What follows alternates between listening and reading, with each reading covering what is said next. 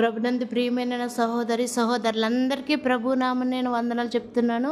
ఈ ఉదయకాల సమయంలో మీరందరూ కూడా ప్రభు విషయంలో మెలకువ కలిగి ఉండమని నా విజ్ఞప్తి. మీ అందరూ దేవుని సన్నిధిలో మెలకువగా ఉండి ప్రార్థన చేయడి. ఉదయకాలం నుంచి ఇప్పటి వరకు మనల్ని ఎంతో నాయన కాపాడుతూ వచ్చారు.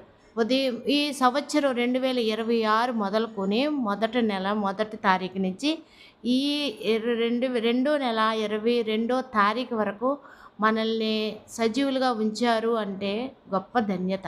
ఈ దినం చూడని వారు ఉన్నారు, ఈ దినం ఎరగని వారు ఉన్నారు, ఎంతో దుఃఖంతో వేదంతో ఉన్నవారు కూడా ఉండే ఉంటారు.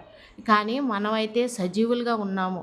ఈ దినమైతే నా జీవితంలో మరొక్క దినాన్ని ఆయుష్ని నా జీవితంలో పొడిగించారని కృతజ్ఞత కలిగి ఉన్నాను. మీరు కూడా అలా కృతజ్ఞత కలిగి ఆయన పట్ల వెలలేని ప్రేమ కలిగి, ఆయన చూపించే ప్రేమ చాలా గొప్పది. కానీ మనం కూడా ప్రేమ కలిగి, వినయ విధేయతలు కలిగి, తగ్గింపు జీవితము కలిగి, ఆయన వైపు చూసే కనులు మనకు ఇవ్వాలని ఉండాలని ఆయన్ని ప్రార్థించండి.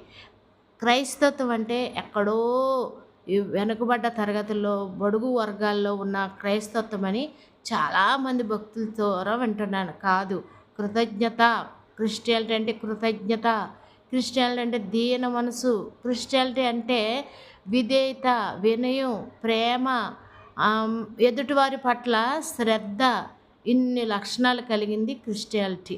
ఆ క్రిస్టియానిటీని గుర్తించి, ఆ దేవుణ్ణి గుర్తించి, ఆయన ప్రేమను గుర్తించి ఎవరైతే ఆయన తట్టు తిరిగి ఆయన వైపు చూస్తారో వారే ఈ భూమి మీద ధన్యులు. ఆయన కొరకు జీవించేవారే ధన్యులు. ఈ క్రిస్టియానిటీలో ఉన్న గొప్ప పరమార్థం అది.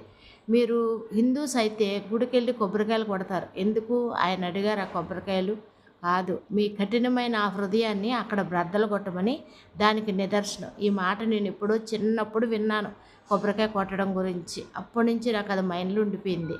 అది ఆ కఠినమైన మనసుని బ్రద్దలు కొడితే అక్కడ మీకు కూడా మంచి మెత్తన మనసు, విరుగులేని మనసు, ఎదుటివారిని ప్రేమించే మనసు వస్తుందని ఆయన ఉద్దేశం కూడా. కానీ మాకు ఆ నియమ నిబంధనలు ఏమీ లేవు.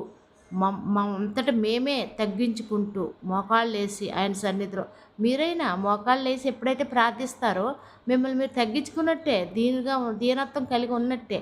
కనుక ప్రతి ఒక్కరూ ఈ దినం మొదలుకొని మీరు మోకాళ్ళు వేసి ప్రార్థన చేయండి. మీకున్న ప్రతి ఒక్క విషయాన్ని ఆయన దగ్గర పెట్టండి. యేసయ్యా, నువ్వు గొప్ప దేవుడు అని అందరూ చెప్తున్నారు, వింటున్నాము. కానీ మేము నీ తోటి తిరగలేని అహంకారులుగా, గర్విష్ఠులుగా ఉన్నాము. నీకు లోబడకుండా మమ్మల్ని కూడా నీ తోటి తిప్పుకో ప్రభువా అనేసి ఆయన దగ్గర ప్రార్థించండి. ఓకేనమ్మా? Thank you. Praise lord.